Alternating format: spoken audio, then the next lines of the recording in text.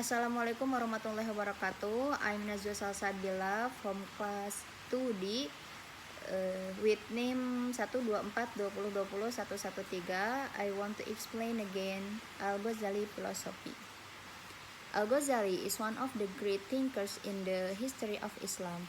He lived during a time when Islamic civilization was growing strong in knowledge and science. His writing had a hug influence and are still being read today. One book that explains his idea is Al-Ghazali Philosophical Theology by Professor Frank Greville. This book talks deeply about Al-Ghazali philosophy and religious thought, but it's written in a way that students can understand, even middle schoolers. Professor Greville wrote this book because he wanted to understand Islam more deeply. He realized that Al-Ghazali was a key figure in Islamic intellectual history. He also wanted to correct a common idea that says Al-Ghazali was a Jain philosophy. According to Professor Greville, this is not completely true. Al-Ghazali was actually in the middle. He combined philosophy or falsafah with Islamic theology or kalam in a thoughtful and careful way. To write his book, Professor Greville did very careful research. He read many books over and over again, sometimes even 10 times, to understand them fully. He also studied ancient handwritten manuscripts of Al-Ghazali works, because not all of them have been printed in modern books. He went to libraries in Europe and the Middle East to check the original text and make sure the way accurate. From his research, Professor Greville concluded that Al-Ghazali didn't destroy philosophy. Instead, he took part of philosophy and added them into Islamic theology. The old view said that Al-Ghazali stopped Islamic philosophy, but Greville's research showed that Al-Ghazali used what was helpful from philosophy and brought it into religion in a rational and organized way. In his book, Professor Greville also brings up several important points. First, he says that Al-Ghazali's personal life has not been studied seriously. There are Persian letters written by Al-Ghazali that were published in the 1950s, but they have not been used much by researchers. These letters give us insight into Al-Ghazali feelings and personal thoughts. Second, Professor Greville, Al-Ghazali's student, he wants to find out who really studied with him and how his teaching were passed down. By reading the writings of his students, Greville tried to understand what Al-Ghazali truly thought, especially when his books seem to say different things. The most important part of the book talks about cosmology, which means how the universe is created and how it works. In Islamic, cosmology is closely connected to the belief that Allah creates everything. For Al-Ghazali, Allah didn't just create the world once and leave it. He continues to create every single event at every moment. The belief is called occasionalism. It teaches that there is not natural power in objects. For example, if fire burns paper, it's not the fire itself that burns. Instead, it's Allah who causes the burning to happen each time. Every action, no matter how small, happens because of Allah's will.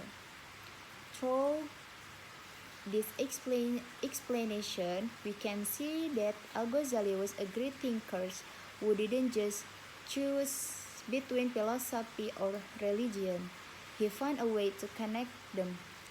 Professor Greville's book helps us understand how Al-Ghazali thought and why his teachings are still important today.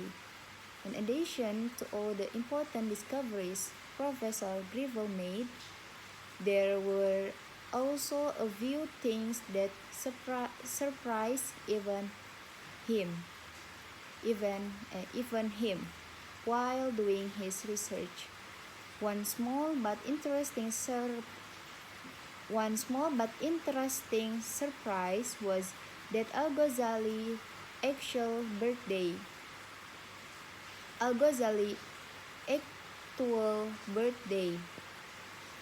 turned out to be different from what is written in most dictionaries and encyclopedias. This new information came from Al-Ghazali's personal letters. Even though the difference in that may seem small, it shows that there are still hidden details about the life of great thinkers that we can uncover through deep study. But the biggest surprise for Professor Greville was related to science. Many people believe that Al-Ghazali was the one who caused the decline of science in the Islamic world. However, Professor Greville's research showed that this idea is not true at all. In fact, Al-Ghazali had a very modern way of thinking about science, and he fully supported it. He believed that science could help people understand how amazing and powerful God is.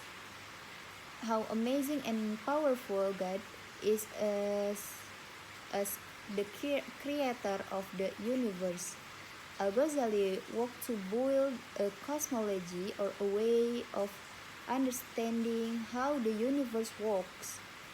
He believed that every event happens because of God's will, not just because of natural laws.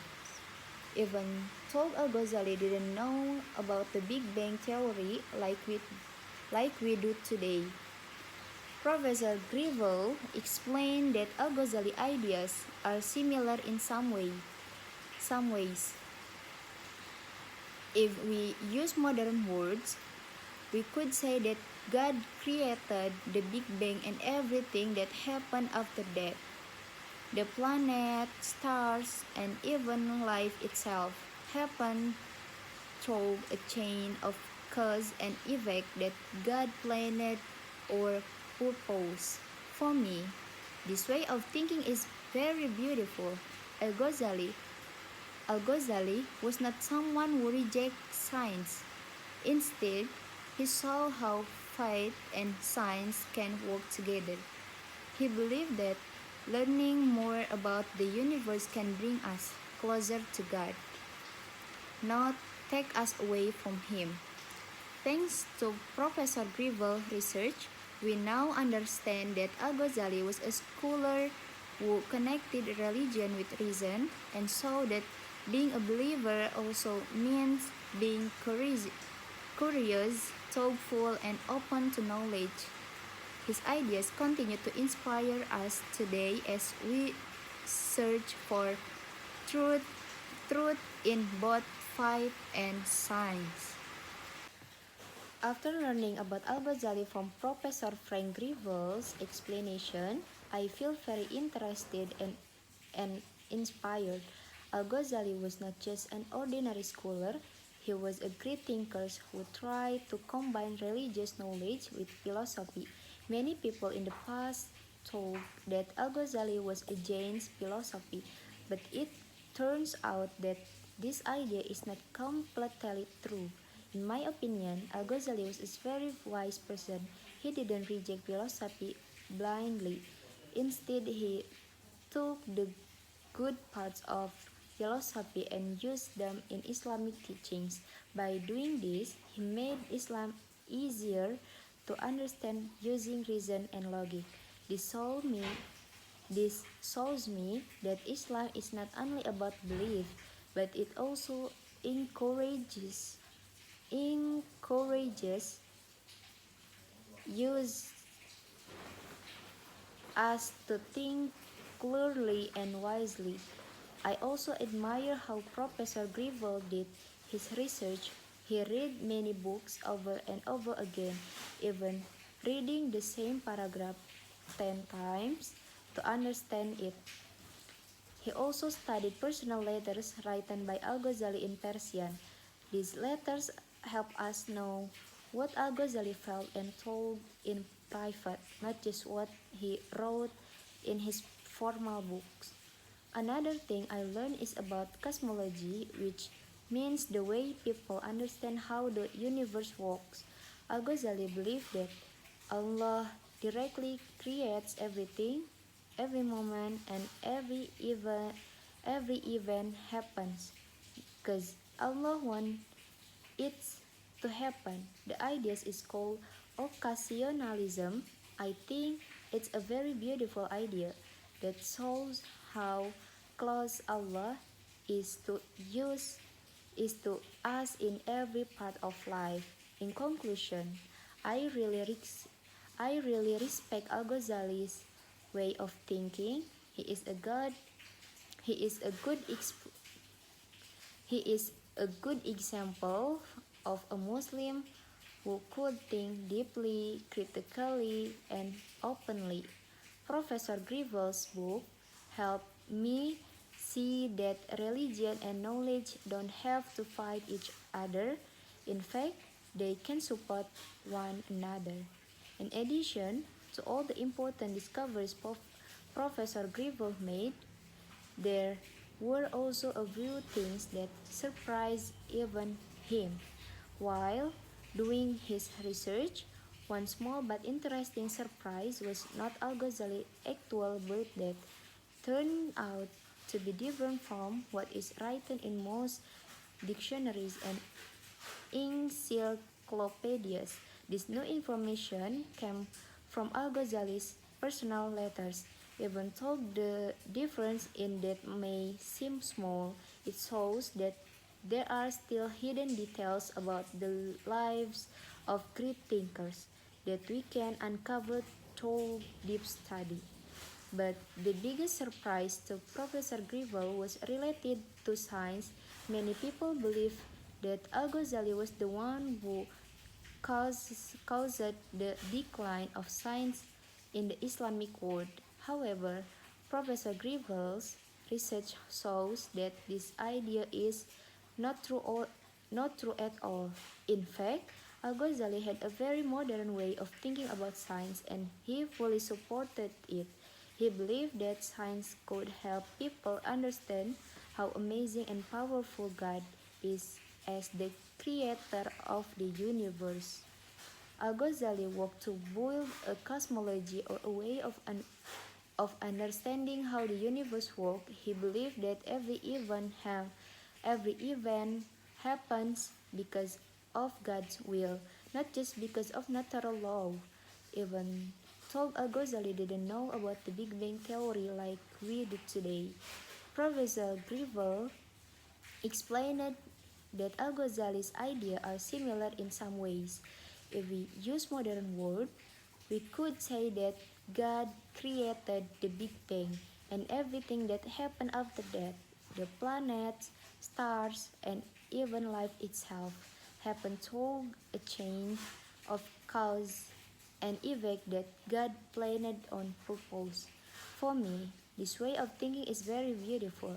Al-Ghazali was not someone who rejected science. Instead, he saw how faith and science can work together. He believed that learning more about the universe can bring us closer to God, not take us away from Him. Thanks to Professor Greville's research, we now understand that Al-Ghazali was a scholar who connected religion with reason. and saw that being a believer also means being curious, thoughtful, and open to knowledge. His ideas continue to inspire us today as as, as we search for truth in both faith and science. Thank you. Wassalamualaikum warahmatullahi wabarakatuh.